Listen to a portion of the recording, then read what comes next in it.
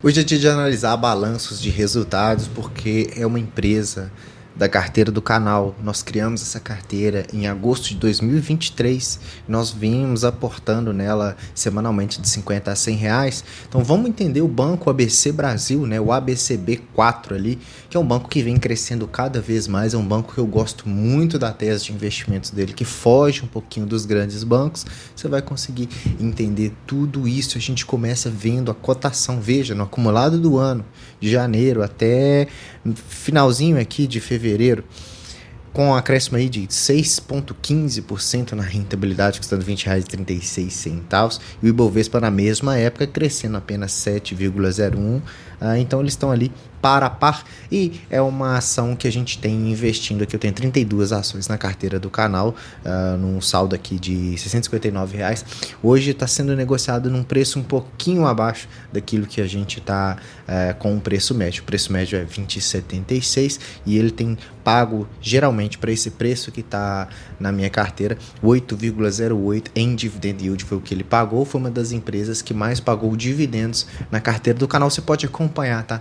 Toda semana tem vídeo da carteira do canal onde eu faço as atualizações e explico a tese de investimento do ativo que eu estou comprando na semana. Mas aqui a gente vai analisar o resultado do quarto trimestre de 2024 do Banco ABC. O Banco ABC, para quem investiu já nos últimos 10 anos, já vem colecionando essas ações, a gente analisa essa rentabilidade e vê se foi mais forte do que os títulos de renda fixa, por exemplo, se foi mais forte do que o CDI ou o próprio Ibovespa em si. Quem tem ações ou teve ações do Banco ABC rendeu mais ou rendeu menos? Quem teve as ações nos últimos 10 anos teve uma rentabilidade de 219% contra o IMAB, que é o título de renda fixa. Quem investiu em renda fixa geralmente teve uma rentabilidade de 170%. O Ibovespa ali, que é a média do mercado de renda variável, 145%, e o CDI com 141%. Então algumas empresas elas tendem sim a performar muito superior ao CDI, que é o imbatível CDI que todo mundo fala, né, pessoal? Mas um pouquinho aqui do Banco ABC, é um banco antigo, né? 1989 ali foi criado o Arabic Banking Corporation. Ele vem ali se modificando, se reinventando a cada ano, fechando 2024 com uma reformulação da sua marca para aí conseguir agregar mais clientes, para se modernizar. E com todo esse crescimento, a gente percebe que desde 2006, por exemplo, ele vem crescendo a sua carteira de crédito, né? Que a sua carteira teve uma reformulada a partir de 2018 do CIB e do Corporate and Middle. Tá? Só um parênteses para te explicar justamente o que é isso. O Banco ABC ele é um banco praticamente empresarial. Ele não é um banco de varejo ali que tem conta pessoa física para qualquer um. Então ele está mais focado nas empresas.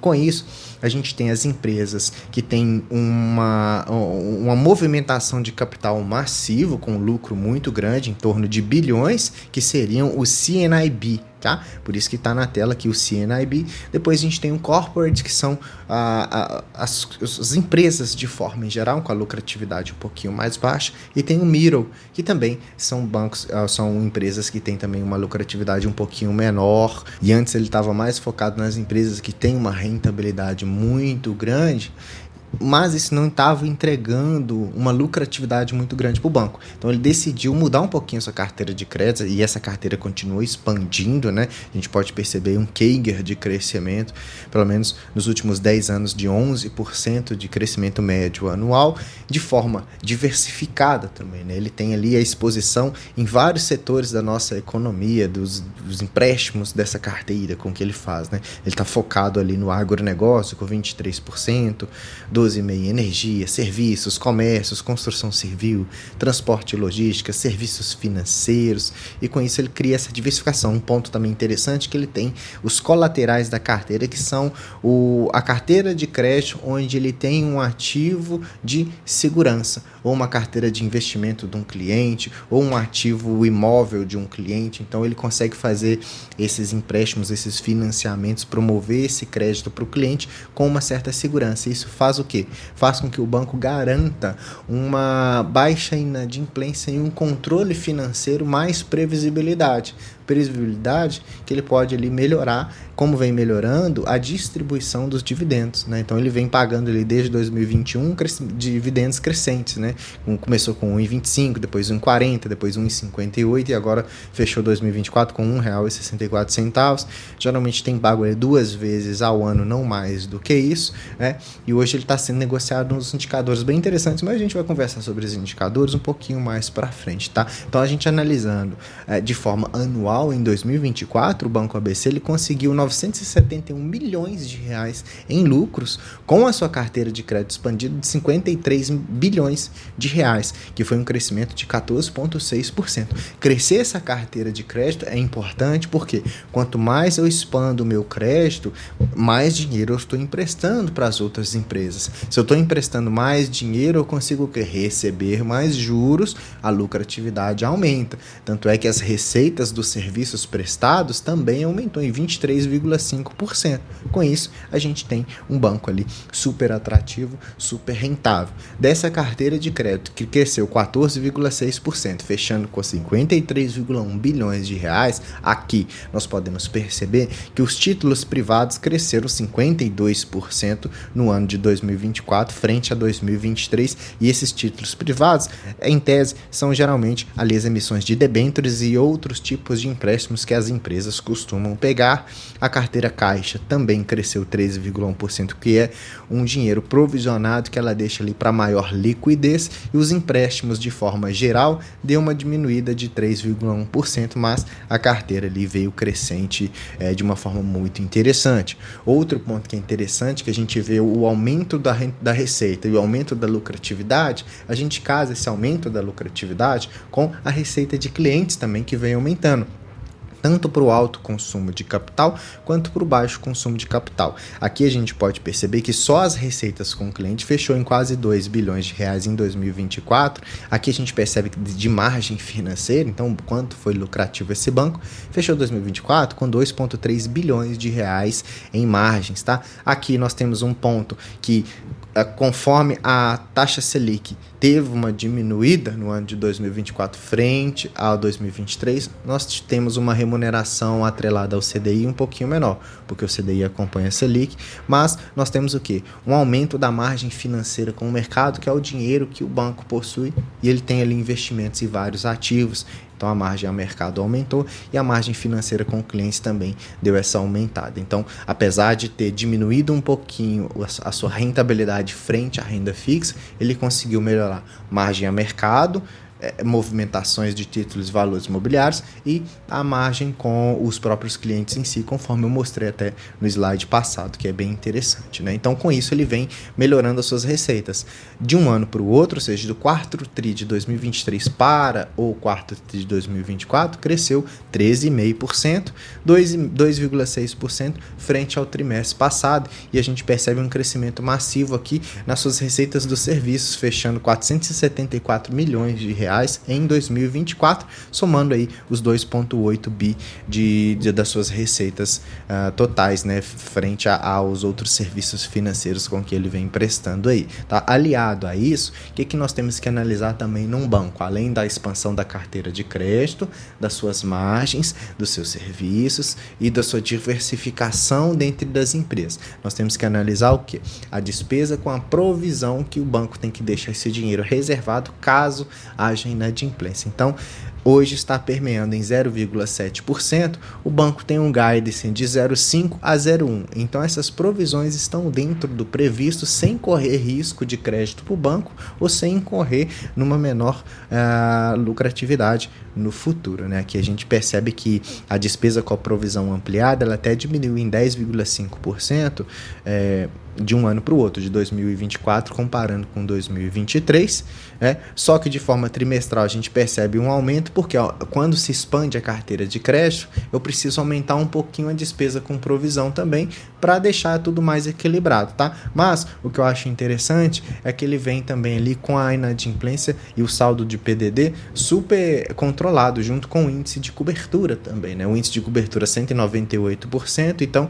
é uma reserva que ele tem ali bastante confortável para o banco trabalhar com essas inadimplências, e essa inadimplência ela vem ali diminuindo, né? O saldo de de que ele deixa ali reservado para devedores duvidosos, 2,3% somando, tendo uma queda muito forte do CIB, tá? E quando eu cresço a minha carteira de crédito, quando eu aumento as minhas provisões, outra coisa acontece também, que é as despesas, elas tendem a aumentar um pouco, porque se eu estou expandindo muito mais a minha carteira de crédito, alguns serviços ali, eles vão ficar mais caros, às vezes eu preciso contratar mais pessoas, eu preciso investir mais em tecnologia, então tudo isso faz com que o banco gaste um pouquinho mais. Só que um ponto interessante do Banco ABC aqui, que para ele manter esse índice de eficiência legal, em torno de 37,9% em 2024, olha só, a despesa aumentou 7,8%, mas as receitas aumentaram 9,8%. Então ele tem esse spread, essa diferença de 2% entre receitas e despesas,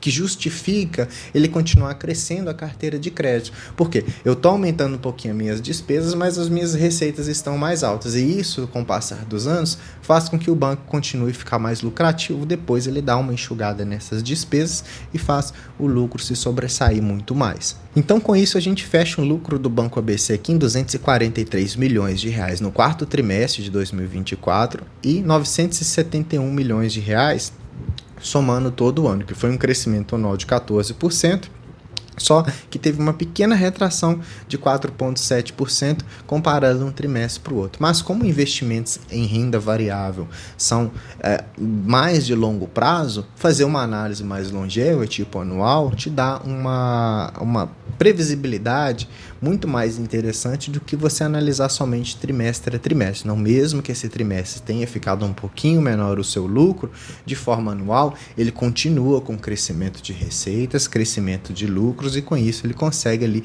ter boas margens e distribuir os nossos dividendos. Tanto é que nos últimos 12 meses ele distribuiu 8% em dividend yield no valor da cotação atual, R$20 e alguma coisa, tá?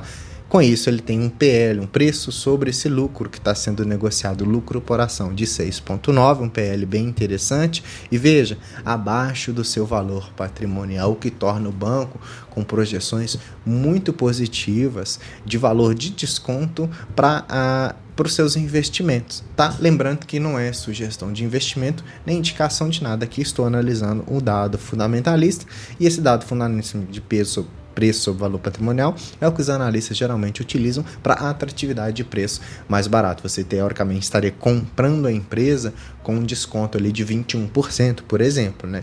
Lembrando que é um banco que tem uma liquidez corrente muito alta, de 2,5, né? Para cada R$1 de não digo dívidas, mas de provisões, ele tem R$2,58 ali no seu caixa, que é praticamente casa quase com aquele 198% que eu disse lá atrás sobre a sua porcentagem da provisão que ele tem que deixar. Se a gente vai mais a fundo nos indicadores fundamentalistas para ver essa atratividade de investimento ou não, nós percebemos que em termos de preço-lucro, o PL dele está muito mais baixo do que a sua média, né? A sua média é 10,09, hoje já está 4,84. Ano de 2023 chegou a 7,5, né? 2022 5,9, e a média do mercado aí, ele está sendo negociado de forma mais barata, pagando um dividendo maior do que a sua própria média também, com um lucro por ação também que vai aumentando acima da sua média, e o crescimento de receitas, o crescimento de lucros de forma composta, né, em 26,45%, sendo que a sua média é 12,12%. E com isso a gente tem um banco que, apesar de pequeno, está inserido ali mais ou menos nas small caps, ele é um banco que tem uma lucratividade, um comportamento como os outros grandes bancos. Se a gente dá uma olhada, por exemplo, se eu pego o Itaú, Banco do Brasil, o Banco ABC e o Banco Paine, comparando que 2 bancões de varejo e 2 bancos mais voltados para empresas, nós temos uma competitividade bem interessante. Olha só, em termos de preço-lucro, o Banco Paine que estaria mais barato, 3,8, e o Banco ABC 4,84. Teoricamente ele seria bem mais barato porque ele está mais abaixo do seu valor patrimonial. Então tem um PL que está um pouquinho acima considerando o Banco Paine, mas ele está com um 0,79 ali de preço sobre valor patrimonial.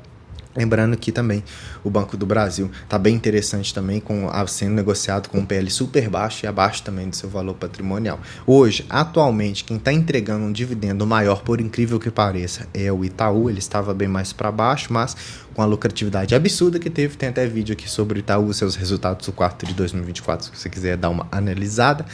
e a gente tem um dividendo maior, mas não fica para trás os outros bancos. Então veja que o Banco ABC ele é ali para a par com os grandes bancos, né? Deixando para trás aí Santander, deixando para trás o próprio Bradesco em si e outros bancos que estão relacionados mais ali ao pequeno varejo, tá, pessoal? Então, margens interessantes, ROI também entrega um ROI interessante também, crescimento de receitas e lucros. Então ele ficaria para a par com o Banco Paine. Entre Banco Paine e Banco ABC, eu particularmente optaria pelo Banco ABC, não é sugestão, tá? Tem vídeo sobre o Banco Paine aqui também, se você quiser assistir.